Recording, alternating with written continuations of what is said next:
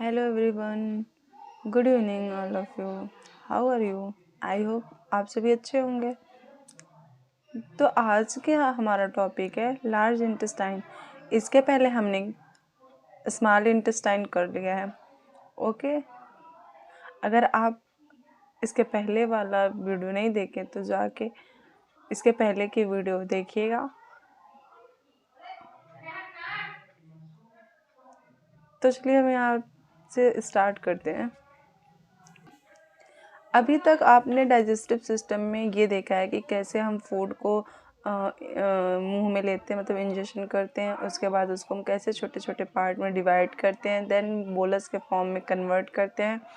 Convert करके उसको आगे की तरफ पास आउट करते हैं। जो बोलस होता है वो एलिमेंट्री कैनाल से होता हुआ स्टमक में आता है। स्टमक में इसका डाइजेशन होता है। ये छोटे छोटे पार्ट में डिवाइड होता है फूड। वहाँ पे कई सारे जो हमारे डाइजेस्टिव जूस होते हैं वो सिक्रेट होते हैं, वहाँ प्रेजेंट होते हैं, जिससे क्या होता है फूड का डाइजेशन हो जाता है और वो काइम फॉर्म में कन्वर्ट हो जाता है। देन जो काइम होता है, काइम को स्टमक स्मॉल इंटेस्टाइन को पास करता है। वहाँ पे जो इम्पोर्टेंट बोले तो जो आवश्यक पोषक तत्व न्यूट्रिशन कंपोनेंट होते हैं वो क्या क्या किया जाता है, उसको एब्जॉर्ब कर लिया जाता है स्मॉल इंटेस्टाइन में, और वहाँ से बचे हुए फूड को लार्ज इंटेस्टाइन में पास कर दिया जाता है। ओके, अब आप वहाँ देखें कि जो हमारा प्रोटीन, कार्बोहाइड्रेट और ये जो फैट होता है, इन सब का डाइजेशन कहाँ हो गया? एब्जॉर्प्शन, डाइजेशन और एब्जॉर्प्शन स्मॉल इंटेस्टाइन में हो गया। अब हमारे फूड में बचा वाटर एंड कुछ सॉल्ट। अब इसका डाइजेशन होगा लार्ज इंटेस्टाइन में। ठीक, तो आइए चलिए हम देखते हैं लार्ज इंटेस्टाइन क्या है। ठीक ना, यहाँ पे आप देख रहे हैं the large intestine is wider and shorter than small intestine.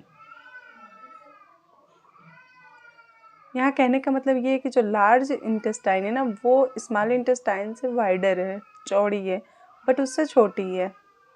Small intestine बहुत बड़ी है, मीन्स 7.5 मीटर लॉन्ग है। इसको मैं आप लोगों को बताई थी जब स्मॉल इंटेस्टाइन पढ़ाई रही थी तो। और यहाँ पे क्या, it is about 1.5 metre in length. जो लार्ज इंटेस्टाइन होती है वो स्मॉल इंटेस्टाइन के कंपैरिजन में स्मॉल होती है। जो स्मॉल इंटेस्टाइन होता है वो 7.5 मीटर लॉन्ग होता है, और जो लार्ज इंटेस्टाइन होता है वो 1.5 मीटर लॉन्ग होता है। ओके, चलिए तो फिर आगे बढ़ते हैं। Its function is to absorb water and some salt from the undigested food material. अब स्मॉल इंटेस्टाइन में जो हमारे इम्पोर्टेंट न्यूट्रिएंट होते हैं वो एब्जॉर्ब हो जाते हैं, और फूड में जो बचा हुआ फूड होता है उसको लार्ज इंटेस्टाइन के पास कर दिया जाता है। फिर वहाँ पे क्या होता है, जो हमारे फूड में वाटर और सॉल्ट बचे होते हैं, क्योंकि जो वाटर और सॉल्ट होते हैं ना, उनका एब्जॉर्प्शन स्मॉल इंटेस्टाइन में नहीं होता। तो जब लार्ज इंटेस्टाइन में आता है, यहाँ पे वाटर और सॉल्ट का एब्जॉर्प्शन होता है। ठीक, जो अनडाइजेस्टेड फूड मटेरियल होता है उसमें से वाटर और फूड सॉल्ट का एब्जॉर्प्शन होता है। Then the remaining waste passes into the rectum and remains there as semi solid feces। उसके बाद क्या होता है, जब यहाँ पे लार्ज इंटेस्टाइन में वाटर और सॉल्ट भी एब्जॉर्ब हो जाता है, देन जो बचा हुआ पार्ट होता है फूड का, वो जो वेस्ट होता है वो पास कर दिया जाता है रेक्टम में। ठीक, और वो होता है कि सेमी सॉलिड फीसेस के फॉर्म में होता है।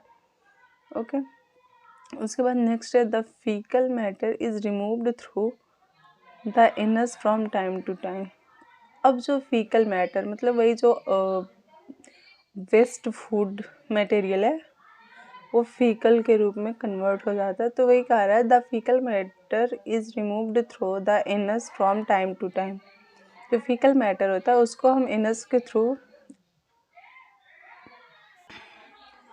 उसको हम इनर्स के through time to time throw out कर देते हैं, बॉडी से थ्रो आउट कर देते हैं, मतलब बाहर निकाल देते हैं। Okay, this is called ईजेशन। ये जो प्रोसेस होती है, जो फीकल मैटर होता है उसको बॉडी से थ्रो आउट करने का जो प्रोसेस होता है, ये कॉल्ड, इसे कहते हैं हम क्या, ईजेशन। ओके, अब देखिए यहाँ पे इस जो ये फिगर थोड़ा बहुत आपको दिख रहा है, ये लार्ज इंटेस्टाइन का है। अब ये आप देख रहे हैं, ये जो लार्ज इंटेस्टाइन है वो थोड़ा बड़ा है, ठीक है, ये थोड़ा बड़ा है।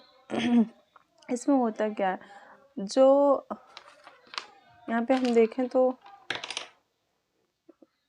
देखें तो ये वाला पार्ट है, ये वाला, ये जो पूरा पार्ट है, ये क्या है, असेंडिंग स्ट्रेट है, असेंडिंग। इसे हम बोलेंगे क्या,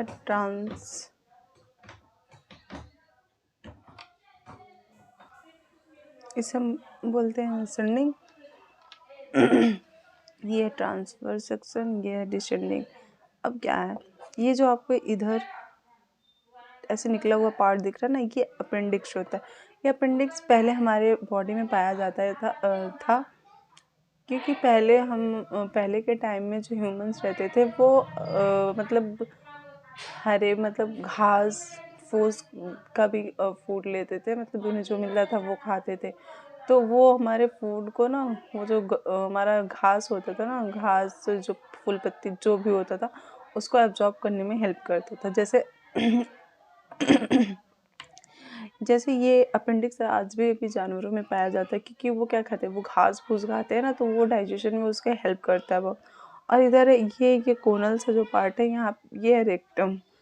जो रेक्टम है ना, यहाँ पे जो फीकल मैटर होता है वो आके एक्यूमुलेट होता है, एकत्रित होता है, उसके बाद वो इनस के थ्रू पास आउट हो जाता है।